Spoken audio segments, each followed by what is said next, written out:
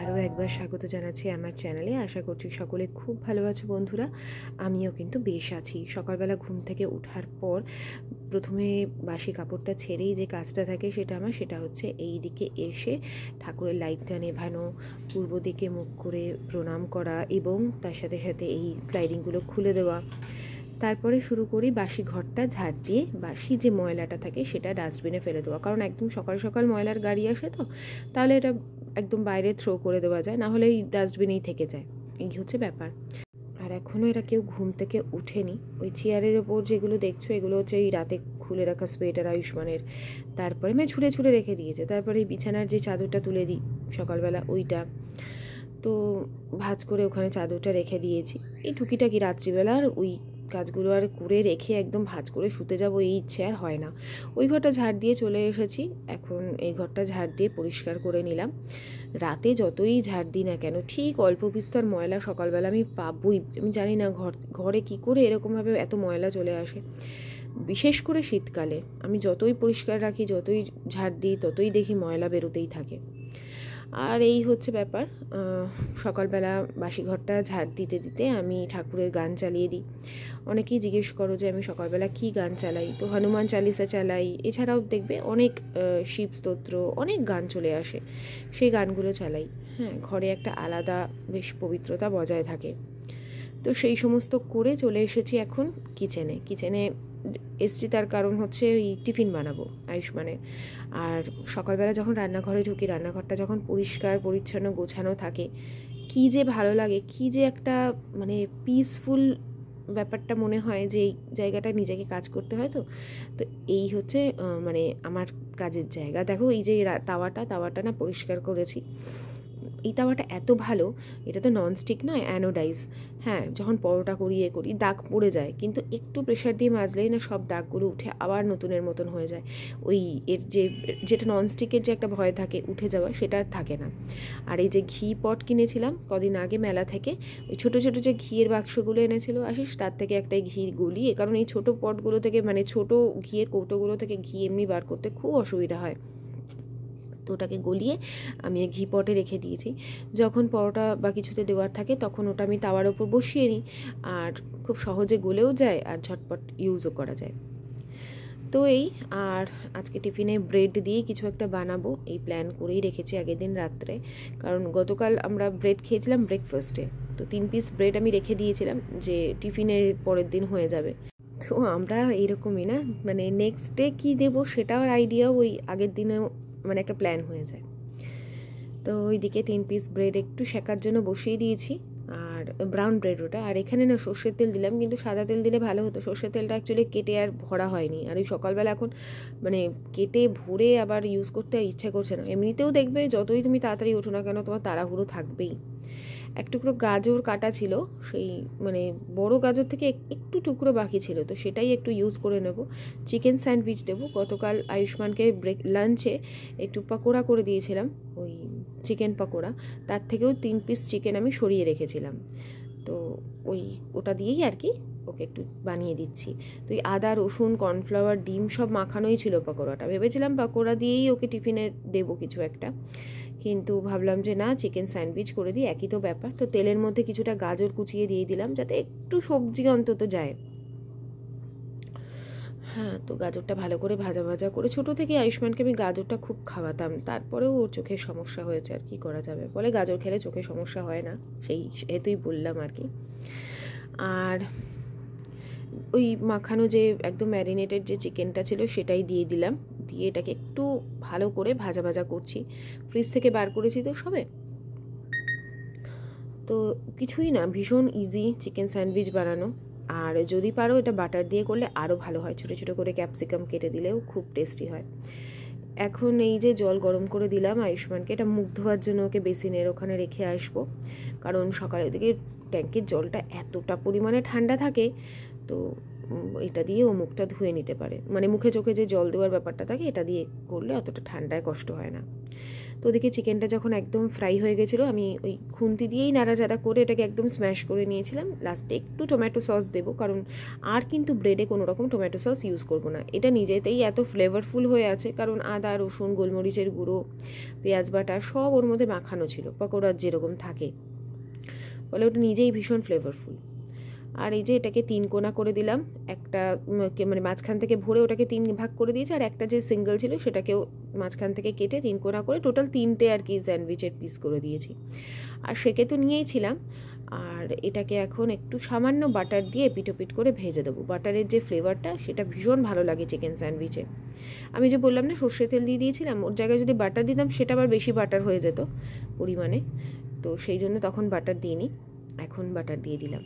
দিয়ে ভালো করে ভাজা ভাজা করে মাঝখান থেকে কেটে এটা ভালো করে প্যাক করে দিয়ে দেবো। ভীষণ ভালো লাগে খেতে, আর এই চিকেনগুলো মানে এই ফিলিংগুলো বাইরে বেরিয়েও যায় না। তো এই হচ্ছে ব্যাপার। সকালবেলাটা যখন তোমাদের সাথে রুটিনটা শেয়ার করি, যখন ভিডিও বানাই, তখন না ভীষণ ভালো লাগে, যে একটা পিসফুল মাইন্ড মনে হয় ভিডিওটা দেখে। কিন্তু সবসময় কিন্তু পরিস্থিতি সেরকম থাকে না। হ্যাঁ, যেমন অনেকেই ভাবে না যে ভিডিও দেখে ভাবো, অনেকে অনেক কমেন্ট করে, তো সেই হিসেবেই বলছি আর কি। অনেকেই বলে তোমাদের 3 জনের সংসার বলেই এত কিছু করতে পারো, জয়েন্ট ফ্যামিলিতে এটা হয় না, বা সব বাড়িতে এটা সম্ভব নয়। তো জানো তো, এই যে জিনিসটা দেখছো আজকে, এটার পেছনে অনেক অনেক স্ট্রাগল থাকে, বা অনেক অনেক এমন পরিস্থিতি থাকে যে পরিস্থিতি না আসাই কারোর জীবনে কাম্য। তারপর যখন সেইগুলো কাটিয়ে উঠে যেতে পারি, তখন ঠিকই মানে যেমন খারাপের পর ভালো আসে, ভালোর পর খারাপ আসে, সেরকমই আর কি। তো দেখে অনেক কিছুই মনে হয়, কিন্তু তার পেছনে যে জিনিসটা থাকে সেটা যে কতটা কষ্টকর থাকে, সেটা যে পেরোয় সেই জানে। আর আলটিমেটলি তো তাকে ভালো থাকতেই হবে না। আমি যদি এখন হেরে যাই এবং সেটা সহ্য করতে থাকি, তাহলে তো সেটা চলতেই থাকবে। যাই হোক, এখন আয়ুষ্মানকে স্কুলে দিতে যাব।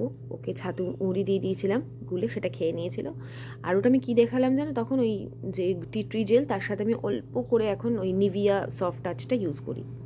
আয়ুষ্মানকে দিয়ে চলে এসেছি। আর গতকাল রাতে একটু ছোলা ভিজিয়েছিলাম, তো ছোলা আর ওই গরম জলটা খাচ্ছি চিয়া সিড দিয়ে। এই সময়টা একটু বসে 5-10 মিনিট নিজেকে টাইম দিই, অনেক কিছু চিন্তা ভাবনা করি। আর এই দিকটা সকালবেলা রোদ আসে, তো এটা পূর্ব দিক, তো বসে বসে এখানটা একটু নিজেকে টাইম দিই, ভালো লাগে এই টাইমটা।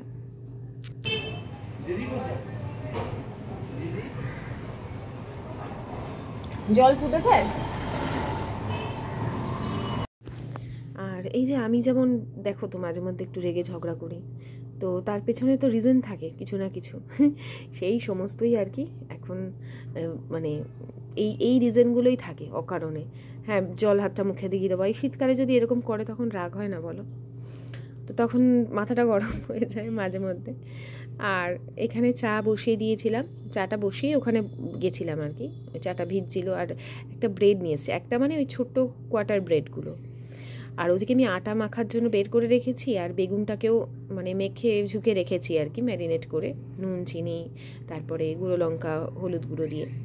তাহলে খুব ভালো হয় দেখবে বেগুনটা। শীতকালে বেগুন ভাজা দিয়ে রুটি খেতে আমার তো ভীষণ ভালো লাগে। তো চাটা বানিয়ে একটু ঢেকে রেখেছিলাম বলে একটু বেশি কালো হয়ে গেছে। আর আজকে না টাটা টি গোল্ডটাই ভুল করে দিয়ে ফেলেছিলাম। ঠিক আছে, ওটা খারাপ লাগেনি, টাটা টি গোল্ড দিয়েও লিকার চা খেতে ভালোই লাগে। আর এই ব্রেডটা একটু বাটার লাগিয়ে নিয়েছিলাম। এই ছিল সকালবেলার খাবার, মানে বিস্কুটের বদলে ব্রেড খেয়েছি। তারপরে স্নান সেরে নিয়েছি, এখানে স্নান সেরে চলে এসেছি ঠাকুরের কাছে। আজকে মঙ্গলবার ছিল যেহেতু, তা এখানে আমি ওই ঠাকুরের বাসনপত্র সমস্ত কিছু মেজে ধুয়ে নিচ্ছি। আর এই জায়গাটা দাঁড়িয়ে এখন পুজো করতে সত্যিই সুবিধা হচ্ছে, খুব সুবিধা হচ্ছে। নিচে ছোট্ট জায়গার মধ্যে বসে পুজো করার থেকে এখন মনে হচ্ছে দাঁড়িয়ে পুজো করাটা অনেক অনেক মানে বেটার, আর খুব ভালোও লাগছে ঠাকুরকে দাঁড়িয়ে পুজো করতে। তো আমি না ঠাকুরের বাসনগুলো ডিশওয়াশার দিয়ে যবে থেকে মাজছি, বিশেষ করো পিতাম্বরীরও প্রয়োজন হচ্ছে না, এমনি মাজছি স্কচ ব্রাইট দিয়ে, চকচক করছে।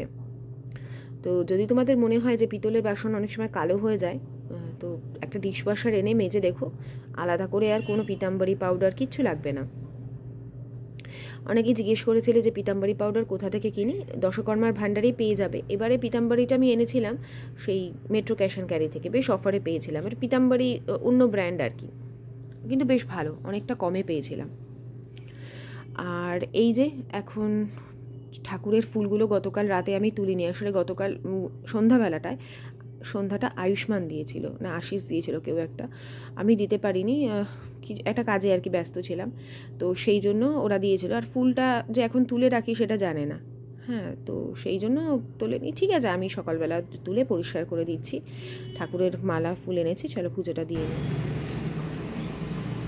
ওম নমঃ শিবায়, ওম নমঃ শিবায়, ওম নমঃ শিবায়, ওম নমঃ শিবায়, ওম নমঃ শিবায়, ওম নমঃ শিবায়, ওম নমঃ শিবায়, ওম নমঃ শিবায়, ওম নমঃ শিবায়, ওম নমঃ শিবায়, ওম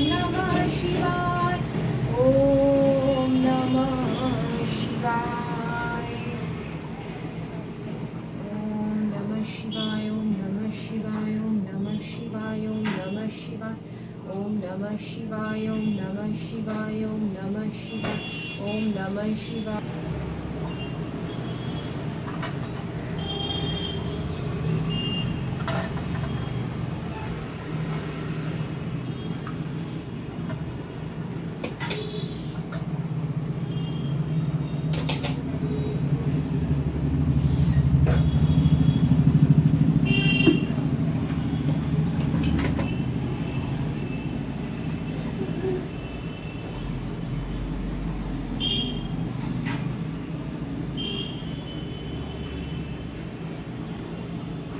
তো মঙ্গলবার করে না আমি জবার মালাটা বেশ অনেকগুলোই প্রয়োজন হয় এখন। আর এই শীতকালে জবার মালাগুলো বেশ সুন্দর, সকালবেলা একদম টাটকা মালা থাকে। ওই যখন হাঁটতে যাই না, মর্নিং ওয়াকে যাই আর কি, তখন ফুল মালা এগুলো নিয়ে আসি একেবারে। আর আজকে একটা নতুন নাইটি পরেছিলাম মঙ্গলবার দিন, বেশ ভালো লাগছিল। এই যে অরেঞ্জ কালারটা আছে না, একটা দেখবে প্রত্যেকটা জায়গায় মানে প্রায় বিভিন্ন রিলস যদি তোমরা দেখো সেখানে বলাই থাকে মঙ্গলবার দিন কমলা রং, বুধবার দিন একটা কি যেন, বুধবার যতদূর সম্ভব মনে হয় সবুজ রং পরতে বলে, আর বৃহস্পতিবার তো হলুদ আমি বরাবরই পরি, কিন্তু এখন একটু মিসও হয়ে যায়। আর ইদানিং আমি কি করি, ফুলের মালা কিনে আনি, মানে গাঁদা ফুলের মালা 20 টাকা করে নেয়, অনেকগুলো ফুল পাওয়া যায়। না হলে এমনিতে যে ফুল নিতে গেলে গাঁদা ফুল দেয়ই না, কুচো ফুলে ভরিয়ে দেয়, ওই জন্য একটা করে গোটা মালা নিয়ে নিই। অনেক ফুল দিয়ে ঠাকুরের আসনটা সুন্দর করে সাজানো যায়। আর ফুলের মালাতে দেখবে ফুলগুলো বড় বড়ও থাকে। তো এই ছোট ছোট বুদ্ধিগুলো কাটিয়ে নিয়ে দেখি বেশ ভালোই হয়। তো হয়ে গেছে, এখানে ঠাকুরকে ভালো করে পুজো দিয়ে নিয়েছি।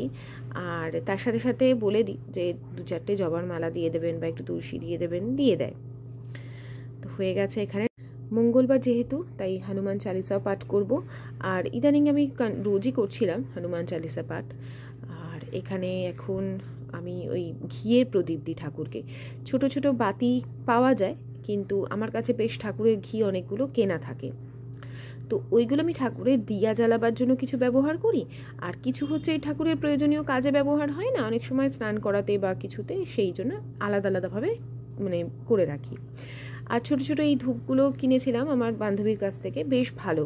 আর এখন তো ছোট্ট জায়গার মধ্যে ওপর দিকটা রাখি, দেখো কতটা গোছানো পরিপাটি লাগছে, পরিষ্কার পরিচ্ছন্ন লাগে। একটা ছোট্ট প্লেট আছে, তার মধ্যে সব কিছু রেখেছি। আর এই ছোট্ট প্লেটটা দিয়ে আরতিও করি, আগেও করতাম ওই ঘরে থাকতে। গতকাল আমি একটা কমেন্ট পেয়েছিলাম, পায়েল তোমার ওই ঘরের ঠাকুরের জায়গাটা খুব ভালো লাগতো। আবার যখন ওই ঘরে আমি দেখাতাম তখন সবাই বলতো তুমি ঘরের মধ্যে কেন পুজো করো, ঘরের তো ঠাকুরকে রাখতে নেই। তখন তোর উত্তর দিতে দিতে আমি ক্লান্ত হয়ে যেতাম। সেটাই, মানুষের যেটা থাকে আগেরটা বেশি ভালো লাগে। नाशै रोग हरै सब पीरा जकारी हर्षित महतारी मुनि मनहारी अद्भुत रूप निहारी रोचन अविराम तन घन श्याम निज आयुध बुधचारी भूषण वनमाला नयन विषय शोभ सिंधु खरारी कह दुह कर जोड़ी अस्तुति तोड़ी कहि विधि कर अनंता मया।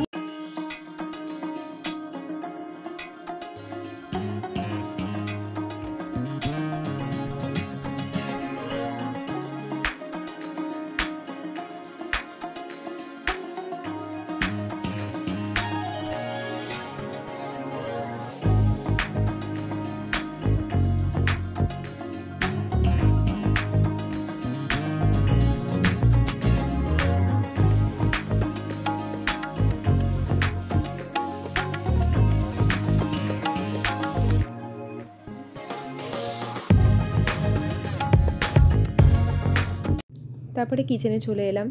এখানে আমি রুটি বানাতে এসেছি। তোমরা তো দেখেইছিল, ওদিকে আটা মাখা আর বেগুনটা আমি ম্যারিনেট করে রেখে দিয়েছিলাম। তো স্নান সেরে পুজো করে তারপরে ব্রেকফাস্ট খাবো।